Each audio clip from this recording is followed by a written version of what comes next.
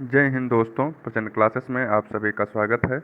Uttar Pradesh current affair जुलाई माह को हम इस क्लास में देखेंगे। तो चलिए शुरू करते हैं। आपसे निवेदन है, कृपया आप चैनल को सब्सक्राइब कर लें।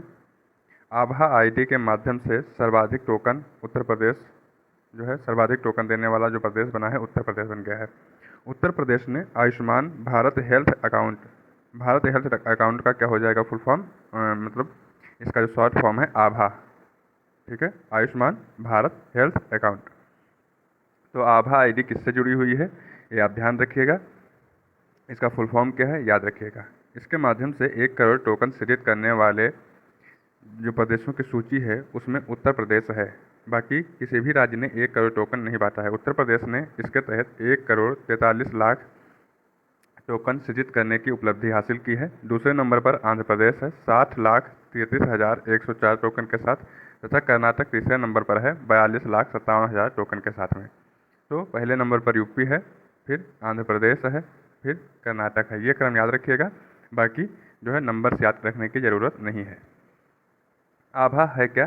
तो आभा आईडी एक अद्वितीय 14 अंकीय संख्या है। ये याद रखिएगा, कितने अंक इसमें रहते हैं? 14, जिसका उपयोग किसी व्यक्ति के संपूर्ण स्वास्थ्य रिकॉर्ड को जोड़ने के लिए किया जाता है। ओके, मतलब एक जैसे आपका बैंक अकाउंट होता है, बैंक अकाउंट आपके नाम से होता है, वो संख्या केवल आपको दी जाती है, आपके नंबर आपके लिए। ठीक है, उसमें आपने कितने बार रुपए क्रेडिट किए, कितनी बार रुपये डेबिट किए, कितनी बार आपने एटीएम से निकाले, कितनी बार आपने बैंक शाखा से निकाले, या कितनी बार कहीं अलग से आपने रुपया डेबिट किया, क्रेडिट किया, पूरी जानकारी आपके बैंक अकाउंट के जो नंबर रहता है उसमें जो है दर्ज रहती है। उसी प्रकार से आप अपने स्वास्थ्य के बारे में कितना चेकअप करवा रहे हैं, कौन कौन से रोग का आपने चेकअप करवाया, कौन से रोग का आपने दवा करवाया, कहाँ पर करवाया, तो पूरा लेखा जोखा आपके आभा अकाउंट में दर्ज कर दिया जाएगा। इसीलिए ये आईडी बनाई जा रही है। और इसको बनाने में नंबर 1 पर कौन प्रदेश है? उत्तर प्रदेश। उत्तर प्रदेश में फसल विशिष्ट बोर्ड स्थापित किए जाएंगे। ओके, तो फसल विशिष्ट बोर्ड क्यों स्थापित किए जाएंगे? उत्तर प्रदेश सरकार 50,000 करोड़ रुपए की वार्षिक कृषि निर्यात के लक्ष्य को प्राप्त करने की दिशा में एक कदम के रूप में फसल विशिष्ट वस्तु बोर्ड स्थापित करने की योजना बना रही है। इस पहल का उद्देश्य अगले 4 वर्षों में कृषि उत्पादकता को बढ़ावा देना, खाद्य प्रसंस्करण को उत्प्रेरित करना तथा कृषि मूल्य श्रृंखला को पुनः सक्रिय करना है। रोजगार सृजन के लिए सरकार कृषि केंद्रित स्टार्टअप को बढ़ावा दे रही है तथा राज्य में स्ट्रॉबेरी, ड्रैगन फ्रूट और फूलों जैसे बागवानी उत्पादों की भारी मांग है। इसकी वजह से इसको एक्सपोर्ट किया जा सके, सरकार अपनी नीतियों में बदलाव करके इसके उत्पादन क्षमता को बढ़ाना चाहती है, जिससे राज्य के युवा लोग जो कि कृषि में जुड़े हुए हैं उनको भी फायदा हो।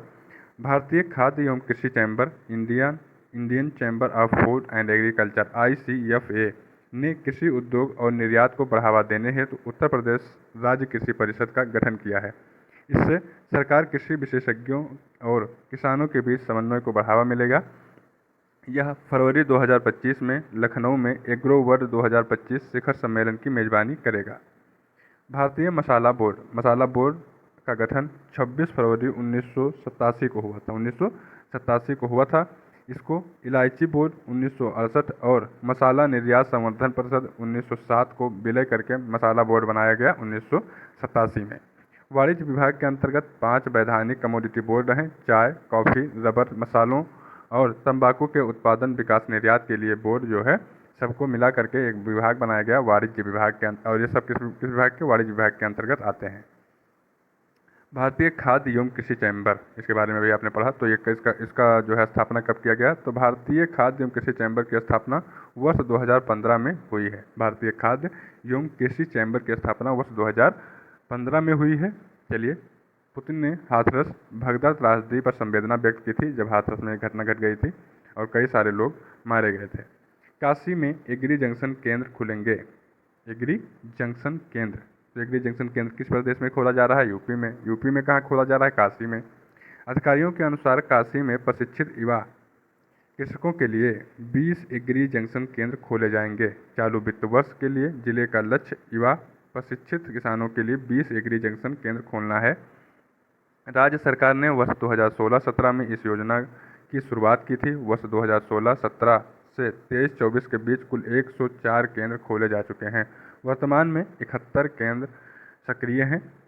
ओके, कोई भी कृषि या कृषि व्यवसाय प्रबंधन स्नातक जिसके पास किसी राज्य या केंद्रीय विश्वविद्यालय या भारतीय कृषि अनुसंधान परिषद ICAR या विश्वविद्यालय अनुदान आयोग UGC द्वारा मान्यता प्राप्त किसी अन्य विश्वविद्यालय से कृषि और अन्य संबंध विषयों जैसे बागवानी, पशुपालन, वानिकी, डेयरी, पशु चिकित्सा, मुर्गी पालन तथा इसी तरह के गतिविधियों की डिग्री है, वह एग्री जंक्शन केंद्रों की स्थापना हेतु आवेदन करने के लिए पात्र है। कुल मिलाकर जिसके पास ग्रेजुएशन की डिग्री या पोस्ट ग्रेजुएशन की डिग्री कृषि क्षेत्र में कृषि क्षेत्र में कोई डिग्री उसके पास है तो वो जो है आवेदन कर सकता है कि उसे एग्री जंक्शन केंद्र खोलना है। इसके अलावा किसी के अनुभवी डिप्लोमा धारक भी इसके लिए जो है आवेदन कर सकते हैं।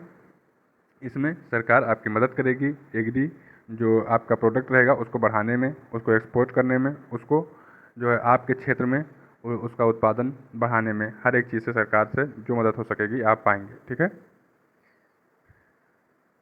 भारतीय कृषि अनुसंधान परिषद, Indian council of agriculture research ICAR, इसकी स्थापना 16 जुलाई 1929 को हुई थी।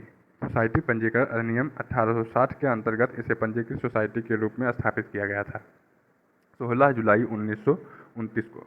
इसका मुख्यालय नई दिल्ली में है। विश्वविद्यालय अनुदान आयोग विश्वविद्यालय अनुदान आयोग UGC, तो ये जो है विश्वविद्यालय अनुदान आयोग की स्थापना कब हुई थी? 28 सितंबर 1953 को। 28 सितंबर 1953 को। ठीक है, अस्तित्व में आया। और इसकी स्थापना मतलब किस विश्वविद्यालय अनुदान आयोग किस अधिनियम 1956 द्वारा विश्वविद्यालय शिक्षा में शिक्षण, परीक्षण तथा अनुसंधान के मानकों में समन्वय, निर्धारण एवं रखरखाव के लिए भारत सरकार का वैधानिक संगठन बन गया।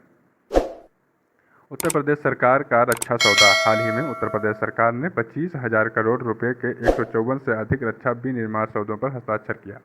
रक्षा मंत्रालय, मिनिस्ट्री ऑफ डिफेंस के अनुसार 2023-24 वित्त वर्ष 24 में भारत का वार्षिक रक्षा उत्पाद 1.27 ट्रिलियन रुपये है, जो 2023 की तुलना में 16.7% अधिक है। कितना बढ़ा है? 16.7%। विशाल उत्तर प्रदेश रक्षा औद्योगिक गलियारा UPDIC, तो इसमें कौन कौन से जिले शामिल हैं? अगर जैसे औद्योगिक गलियारा जो बनाया जा रहा है तो कुछ नोड्स हैं, तो कौन कौन से नोड्स के रूप में शामिल हैं? लखनऊ, कानपुर, झांसी, चित्रकूट और अलीगढ़, आगरा, ये 6 जिले शामिल हैं। कॉरिडोर के नोडल एजेंसी कौन है? UP एक्सप्रेसवे औद्योगिक विकास प्राधिकार UPEDA। नोडल एजेंसी का नाम बहुत इंपॉर्टेंट रहता है, तो नोडल एजेंसी इसकी है UPEDA। UPEDA ने Adani defence and aerospace, BrahMos aerospace, DRDO आदि विभिन्न कंपनियों के साथ 154 समझौते ज्ञापन हस्ताक्षर किए हैं।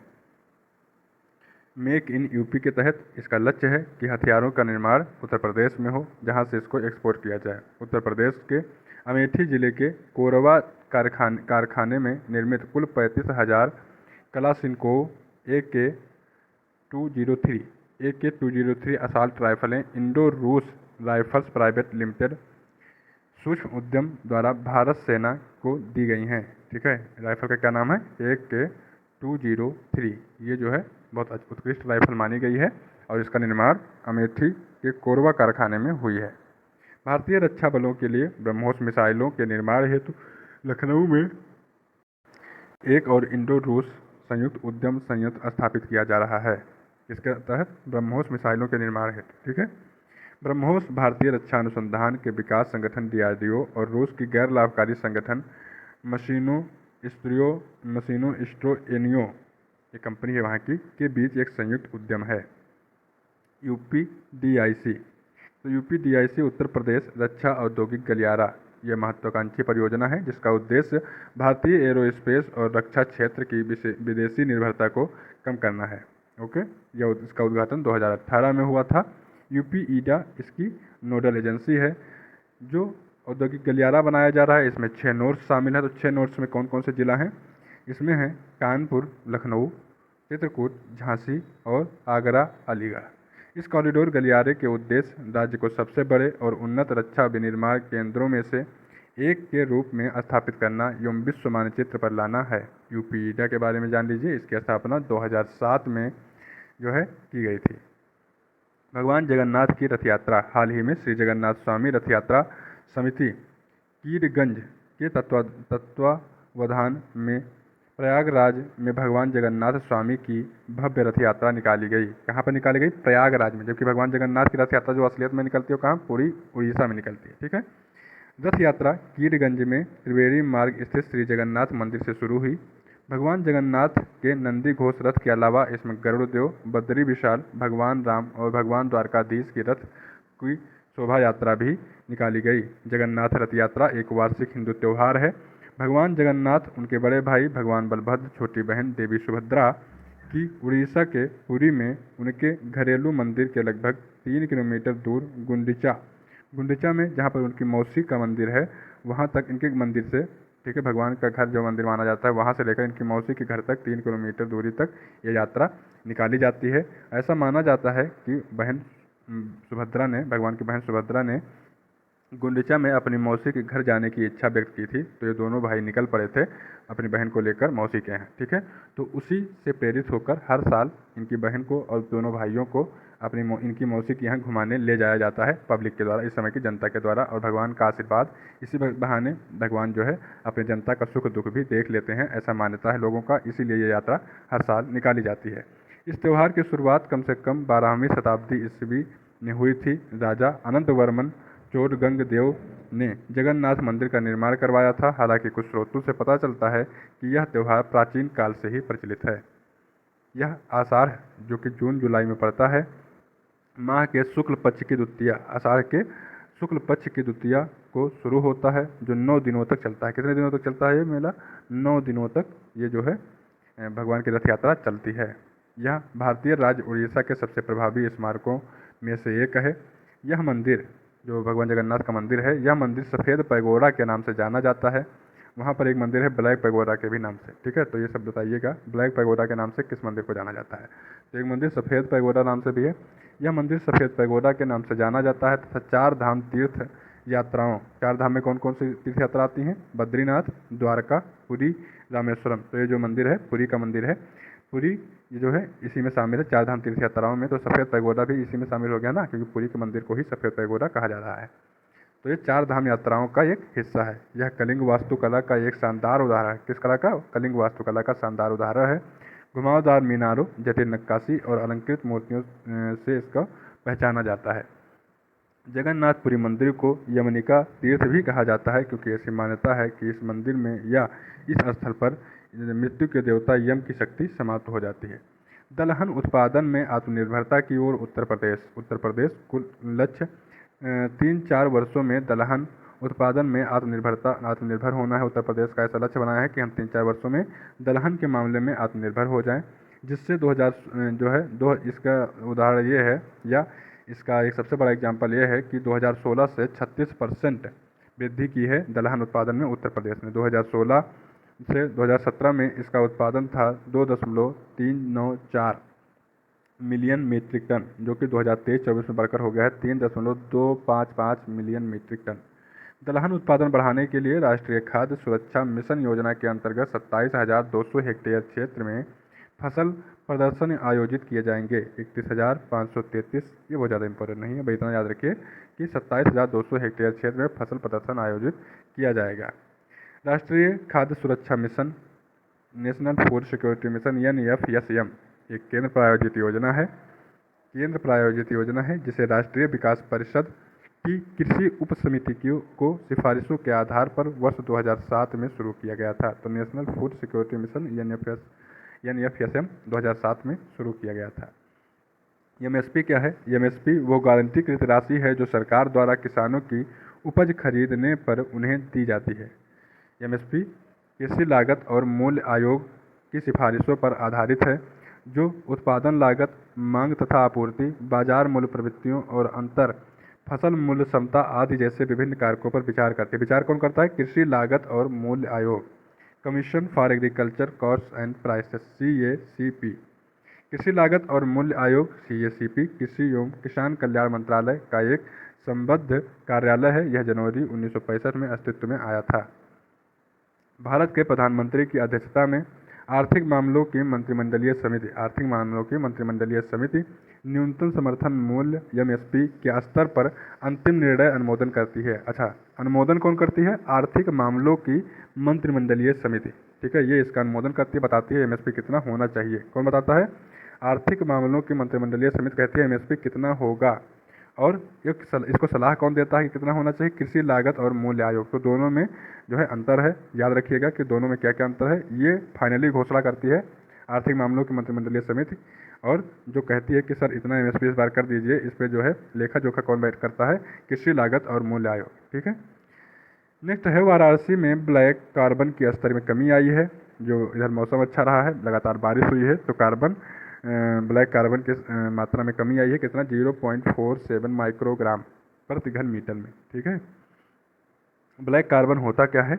ब्लैक कार्बन एक अल्पकालिक प्रदूषक है। कौन सा? अल्पकालिक प्रदूषक है, जो कार्बन डाइऑक्साइड के बाद ग्रह को गर्म करने में दूसरा सबसे बड़ा योगदान करता है। ब्लैक कार्बन एक प्रकार का एरोसोल है। न्यूरोलॉजिकल डिसऑर्डर का शीघ्र पता लगाना, ये जो है एक तकनीकी निकाली है IIT BHU ने। इसके शोधकर्ताओं ने एक अभूतपूर्व लैब ऑन चिप, क्या नाम रखा है? लैब ऑन चिप, ठीक है, के उपकरण विकसित किया है, जो उल्लेखनीय सटीकता के साथ प्रारंभिक चरण की बीमारियों का पता लगा सकता है। जितने भी न्यूरोलॉजिकल बीमारी अगर है कोई, तो उसकी पता लगा लेता है लैब ऑन चिप उपकरण। यह नवोन्मेषी सफल पार्किंसंस रोग, अवसाद और सिजोफ्रेनिया जैसी तंत्रिका न्यूरोलॉजिकल संबंधी स्थितियों की तीव्र तथा अधिक विश्वसनीय पहचान को सक्षम करके स्वास्थ्य सेवा में बदलाव लाने की क्षमता रखती है। कौन सा उपकरण का क्या नाम है? Lab on chip. इसमें डोपामाइन और जैसे न्यूरोट्रांसमीटर की सूक्ष्म सांद्रता का पता अद्वितीय परिशुद्धता और गति से लगाया जा सकता है। पार्किंसंस रोग होता क्या है? पार्किंसंस रोग एक प्रोग्रेसिव न्यूरोजेनरेटिव डिसऑर्डर है, जो गतिशीलता को बाधित करता है और समय के साथ गतिहीनता एवं मनोभ्रंश का कारक बन जाता है। यह बीमारी आमतौर पर वृद्ध लोगों को होती है, लेकिन युवा लोग भी इससे प्रभावित हो सकते हैं। महिलाओं की तुलना में पुरुष इससे अधिक प्रभावित होते हैं। पिछले 25 वर्षों में पार्किंसंस की व्यापकता दोगुनी हो गई है। पार्किंसंस रोग में भारत का जितने रोगी हैं पूरे विश्व में पार्किंसंस के रोगी, उसमें भारत का योगदान 10% है। मतलब भारत में 10% रोगी हैं पूरे विश्व के। सिजोफ्रेनिया, यह एक गंभीर मानसिक बीमारी है जिसमें सोचने समझने की बहुत ज़्यादा व्यवधान होता है, जिससे भाषा, धारणा और आत्मबोध प्रभावित होता है। यह दुनिया भर के 21 मिलियन से ज़्यादा लोगों को प्रभावित करता है। हाइब्रिड कारों पर कोई रजिस्ट्रेशन टैक्स नहीं लगेगा, ऐसा बताया है उत्तर प्रदेश सरकार ने। हाइब्रिड कार कौन सी होती हैं? ऐसी कार जो परंपरागत स्रोतों, मतलब पेट्रोल डीजल से तो चल ही रही हों, लेकिन उसके साथ वो शिफ्ट हो जा रही हों CNG, उसके साथ वो शिफ्ट हो जा रही हों इलेक्ट्रिक। तो ऐसी गाड़ियाँ जो इलेक्ट्रिक और CNG पर आधारित हो, तो ऐसी गाड़ियों को कहा जाएगा, मतलब पेट्रोलियम के साथ साथ CNG और इलेक्ट्रिक भी हो, मतलब उसमें एक ही गाड़ी में 2 टाइप के फ्यूल यूज होते हो कम से कम। ठीक है, तो उसको कहा जाएगा हाइब्रिड कार। ठीक, और अगर इलेक्ट्रिक गाड़ी खरीद रहे हैं प्योर, या CNG प्योर खरीद रहे हैं, तो भी अच्छी बात है। तो सरकार इन पर जो है रोड टैक्स फ्री कर रही है, या रजिस्ट्रेशन टैक्स फ्री कर रही है। अभी तक क्या है, इससे ग्राहकों को लगभग 3.5 लाख रुपये की बचत होगी। उत्तर प्रदेश सरकार ने 10 लाख एक्स शोरूम गाड़ियों वाली वाहनों, मतलब 10 लाख अगर कोई वाहन है जिसका 10 लाख एक शोरूम प्राइस है, उस पर 8% रोड टैक्स पड़ता है। अगर 10 लाख से ऊपर है तो उस पर 10% रोड टैक्स पड़ता है। तो इसके तहत वो जो है इसको भी माफ़ करने को तैयार है। और हाइब्रिड वाहनों में कम बिक्री के कारण सड़क पर माफ़ी से राज्य के राजस्व पर बहुत अधिक प्रभाव पड़ने की आशा नहीं है। मतलब अगर आप ये सोचें कि सरकार अगर टैक्स माफ़ कर रही है तो सरकार को राजस्व में बहुत बड़ा घाटा हो जाएगा, तो ऐसा नहीं है, क्योंकि अभी बहुत सारे लोग ऐसी गाड़ियों को नहीं ले रहे हैं, वो परंपरागत स्रोत पर चलने वाली गाड़ियों को ही लेना प्रेफर कर रहे हैं। तो लोगों का मानसिकता इन गाड़ियों के प्रति बदले, वो इन गाड़ियों के प्रति मतलब चेतना उनमें आए और गाड़ियों को लेना शुरू करें। इसीलिए जो है सरकार ये इनिशिएटिव शुरू कर रही है। जब लोग इन गाड़ियों को अच्छे से जान जाएंगे और सुविधाएं हर जगह चार्जिंग वगैरह की उपलब्ध हो जाएंगी, तो सरकार इस टैक्स जो योजना है शायद हटा ले और गाड़ियाँ बिकना शुरू हो जाएंगी, मतलब सरकार को राजस्व मिलना शुरू हो जाएगा। तो कोई यहाँ पर घाटा सरकार को नहीं है। हाइब्रिड वाहनों में कम बिक्री के कारण सड़क पर कर माफ़ी में राजस्व का कोई घाटा नहीं होगा। वर्ष 2023 में राज्य ने इलेक्ट्रिक वाहनों की खरीद के लिए 3 वर्ष के टैक्स और रजिस्ट्रेशन शुल्क छूट की घोषणा की है। किसके? इलेक्ट्रिक वाहनों के लिए। जबकि राज्य के भीतर निर्मित इलेक्ट्रिक वाहनों पर जो है 5 वर्ष की छूट दी जाएगी। तो ऐसा सरकार ने जो है कहा है, वादा किया है नागरिकों से, और अब लोग जो है इसकी तरफ बढ़ने की कोशिश जरूर करेंगे। आम की प्रूनिंग पर परमिट रद्द। आम की प्रूनिंग पर अभी आपको परमिट बनवानी पड़ती थी। प्रूनिंग होता क्या है, तो आम के पेड़ की छटाई कटाई को हम प्रूनिंग कहते हैं, ठीक है। उत्तर प्रदेश सरकार राज्य के किसानों को आम के वृक्षों की कटाई छटाई प्रूनिंग के लिए किसी भी सरकारी विभाग से अनुमति लेने की आवश्यकता से छूट देने का निर्णय लिया है। आम उत्पादक अपनी उत्पादकता बढ़ाने के लिए पेड़ों की छटाई कर सकते हैं और उनकी ऊंचाई कम कर सकते हैं। इस प्रक्रिया को प्रूनिंग कहा जाता था। अभी तक इसके लिए जो है सरकार के एक विभाग से अनुमति लेनी होती थी, अब उसको ख़त्म कर दिया गया है, अनुमति लेने की कोई ज़रूरत नहीं है। केंद्रीय उपोष्णकटिबंधीय बागवानी संस्थान CISH 4 सितंबर 1972 को भारतीय बागवानी अनुसंधान संस्थान बेंगलुरु के तत्वाधान में केंद्रीय आम अनुसंधान के रूप में इसको शुरू किया गया था। कब शुरू किया गया था? 4 सितंबर 1972 में। किसके अंतर्गत? भारतीय बागवानी अनुसंधान संस्थान बेंगलुरु के अंतर्गत। इस संस्था जिसका नाम बाद में 14 जून 1995 को केंद्रीय उपोष्णकटिबंधीय बागवानी संस्थान रखा गया, उपोष्णकटिबंधीय फलों पर अनुसंधान के सभी पहलुओं पर राष्ट्र की सेवा कर रहा है। CISH का मुख्यालय लखनऊ उत्तर प्रदेश में है, बस इतना याद रखिएगा। सारस क्रेन की संख्या में वृद्धि हुई है। उत्तर प्रदेश में सारस क्रेन की संख्या में वृद्धि हुई है। इटावा वन प्रभाग में सारस क्रेन की संख्या सबसे अधिक 3289 दर्ज की गई है, जो कि 500 अधिक है पिछले साल के। जबकि मऊ वन प्रभाग ने एक दशक में पहली बार 6 क्रेन सारस देखे हैं। उत्तर प्रदेश में इस समय टोटल क्रेन सारस लगभग कितने हैं? 20,000 हैं। 19,918 मतलब लगभग 20,000 सारस क्रेन। इनका जो वैज्ञानिक नाम है ग्रस एंटीगोन है। इनकी लंबाई 152 से 156 सेंटीमीटर तथा फैलाव 240 सेंटीमीटर होता है। विश्व के सबसे बड़े उड़ने वाले पक्षी हैं। विश्व में इतना बड़ा कोई पक्षी नहीं है जो उड़ सकता हो, ठीक है। तो ये उड़ने वाले पक्षियों में सबसे बड़े हैं। यह आजीवन जोड़े में रहते हैं। आपने सारस कभी भी देखा होगा, अकेले नहीं देखा होगा, ये हमेशा जोड़े में रहते हैं। और प्रजनन कब करते हैं अपना? तो प्रजनन करते हैं मानसून में भारी बारिश के दौरान ये जो है प्रजनन करते हैं और संतान उत्पत्ति की कोशिश करते हैं। ये मनुष्यों के साथ और अच्छी तरह से जल वाले मैदानों, दलदली भूमि, तालाबों और आर्द्र भूमि में पाए जाते हैं।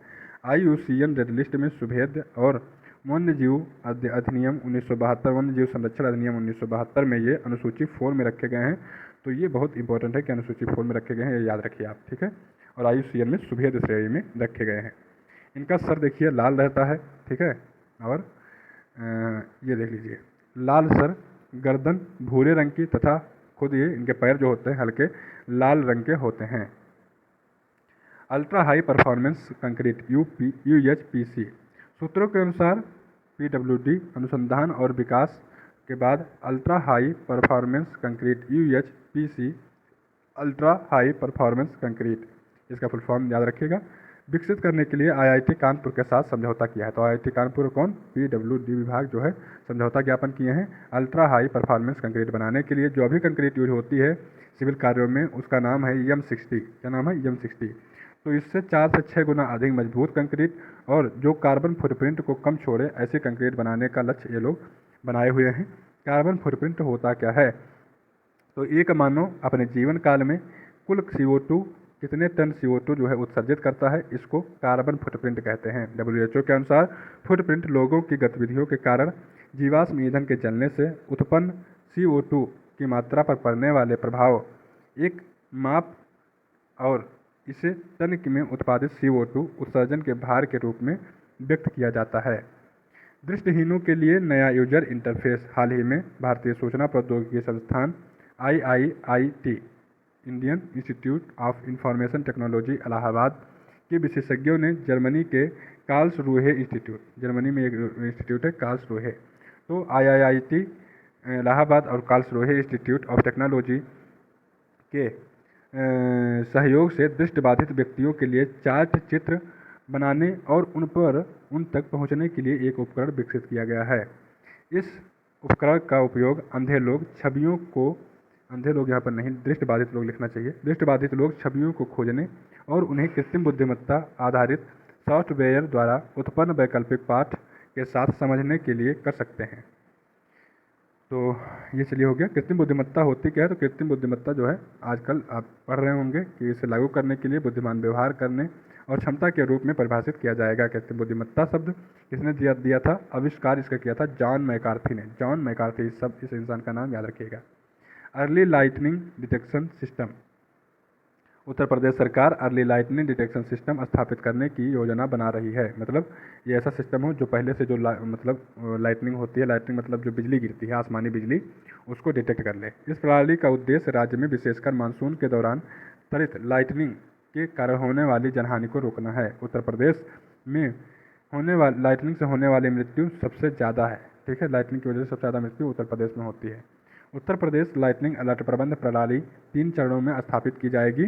पहले चरण में इसे 37 जिलों में लागू किया जाएगा। दूसरे और तीसरे में इसे क्रमशः 20 और 18 जिलों में स्थापित किया जाएगा।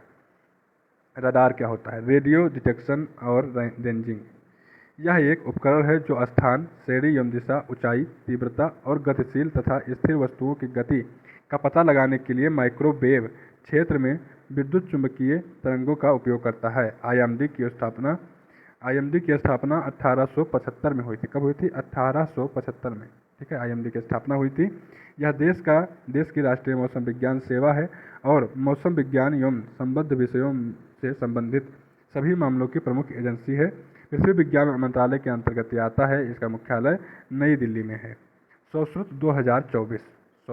2024 अखिल भारतीय आयुर्वेद संस्थान AIIA के शल्य तंत्र विभाग ने सुश्रुत जयंती 2024 के अवसर पर द्वितीय राष्ट्रीय संगोष्ठी सौश्रुतम शल्य संगोष्ठी का सफलतापूर्वक आयोजन किया है।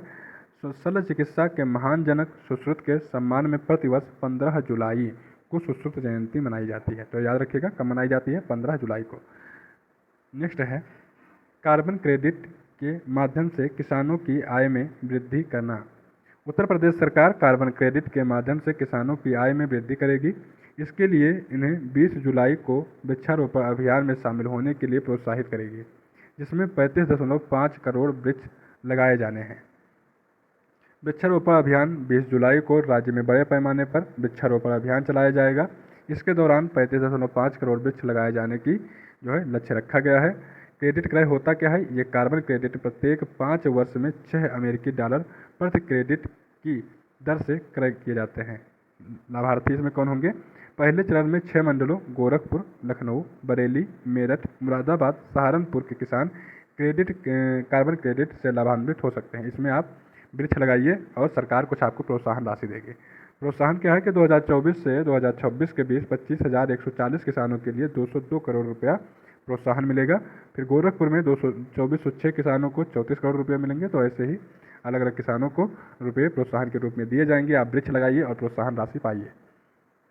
इससे सरकार चाहती है कि जितने वृक्ष लग जाएंगे तो कार्बन जो है उत्सर्जन क्षमता जो हमारे यहाँ की बहुत ज़्यादा है, तो वो जब वृक्ष रहेंगे तो उसको सोख लिया करेंगे, हमारे पर्यावरण को प्रॉब्लम नहीं होगी। ठीक है, नेक्स्ट है उत्तर प्रदेश में नदियों के किनारे 3.72 करोड़ पौधे लगाए जाएंगे। भाई इतना याद रखिए, कितने पौधे? 3.72 करोड़ पौधे। किस अभियान के तहत? पेड़ बचाओ पेड़ लगाओ जन अभियान 2024। पेड़ लगाओ पेड़ बचाओ जन अभियान 2024। गंगा नदी के किनारे 77.5 लाख पौधे लगाए जाएंगे। यमुना नदी के किनारे 98.47 लाख पौधे लगाए जाएंगे और हिंडन नदी के किनारे लगभग 4 लाख पौधे लगाए जाएंगे। प्रोत्साहन योजना प्रयागराज, प्रतापगढ़, कौशाम्बी, फतेहपुर, वाराणसी, गाजीपुर, मिर्जापुर, भदोही, काशी वन्यजीव और बलिया सहित गंगा के किनारे वन प्रभागों में स्वच्छ गंगा के लिए राष्ट्रीय मिशन द्वारा वित्त पोषित एक प्रोत्साहन योजना लागू की जा रही है। उत्तर प्रदेश के लिए औद्योगिक लाभ। केंद्रीय बजट 2024 को उत्तर प्रदेश के उद्यमियों, उद्योगपतियों तथा व्यापारियों ने सकारात्मक रूप से स्वीकार किया, जिन्होंने वित्त मंत्री के निर्णयों की साहसिक तथा आशाजनक बताते हुए प्रशंसा की। सूत्रों के अनुसार शहरी आवास परियोजनाओं के लिए 10 लाख करोड़ रुपये के आवंटन का उद्देश्य उत्तर प्रदेश के प्रमुख शहरों में किफ़ायती आवास की कमी को दूर करना है।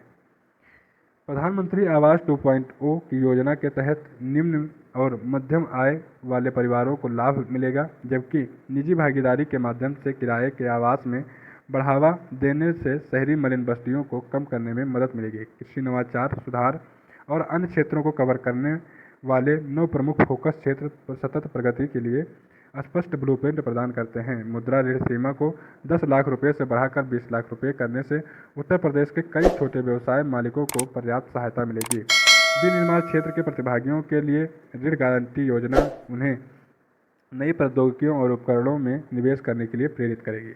नेक्स्ट है वेंकटेश्वर विश्वविद्यालय। तो वेंकटेश्वर विश्वविद्यालय है, एक ब्राज़ील के साथ इसने समझौता किया है। मेरठ का विश्वविद्यालय है।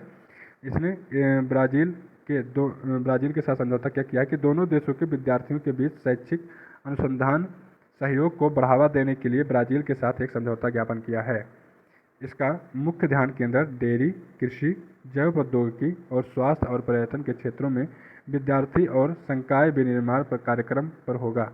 IIT कानपुर के प्रोफेसर ने बहिर्ग्रह की खोज की है। बहिर्ग्रह मतलब अपने तारामंडल, अपना जो तारामंडल है, अपना सौरमंडल है, सौरमंडल के बाहर का कोई ग्रह, तो उसको कहा जाएगा बहिर्ग्रह। ठीक है, तो सौरमंडल के बाहर के ग्रह को खोजा गया है।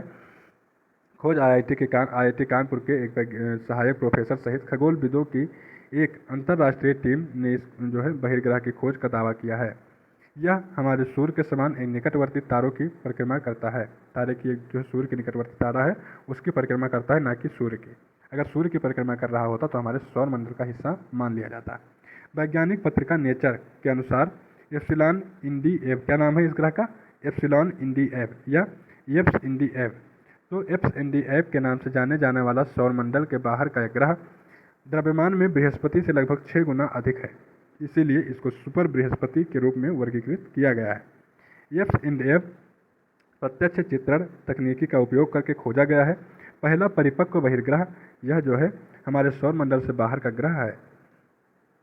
जेम्स वेब स्पेस टेलीस्कोप द्वारा इसको खोजा गया है। हाल ही में पहचाना गया ग्रह पृथ्वी से 12 प्रकाश वर्ष दूर है तथा अत्यंत शीतल है।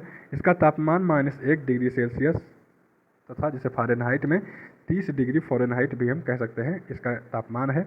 इसका आकार पृथ्वी और सूर्य की दूरी का 28 गुना है। ठीक है, इसकी कक्षा भी बहुत बड़ी है। इसका आकार कितना है?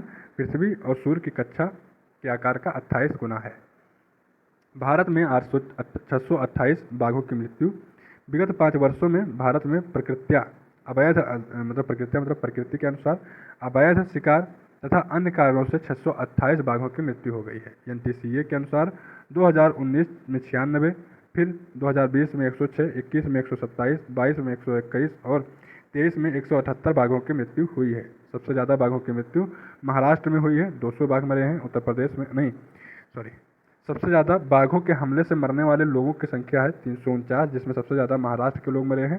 उसके बाद 59 लोग उत्तर प्रदेश के और 27 लोग मध्य प्रदेश के शिकार हुए हैं बाघों के।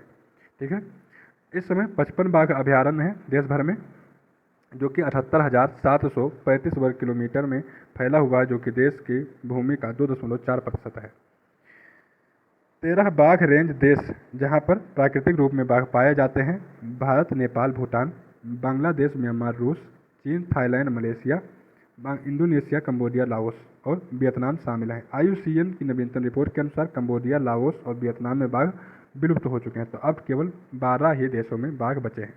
IUCN लिस्ट में ये लुप्तप्राय श्रेणी में घोषित रखा गया है। परिशिष्ट वन में, साइट्स में इसको परिशिष्ट वन में, और वन्य जीव संरक्षण में इसको रखा गया है अनुसूची वन में। इसको खतरे किससे किससे हैं? तो आवास विखंडन से है, मतलब जंगल काटे जा रहे हैं, अवैध शिकार से है, और मानव वन्यजीव संघर्ष, जब ये जो है जंगल छोड़ के मानव क्षेत्र में आ जाते हैं तो इनका शिकार हो जाता है, या मानव जीव और बाघों का संघर्ष होता है, उसमें ये मारे जाते हैं। भारत में सबसे ज़्यादा बाघों की संख्या है। पूरे दुनिया का लगभग 75% बाघ भारत में है।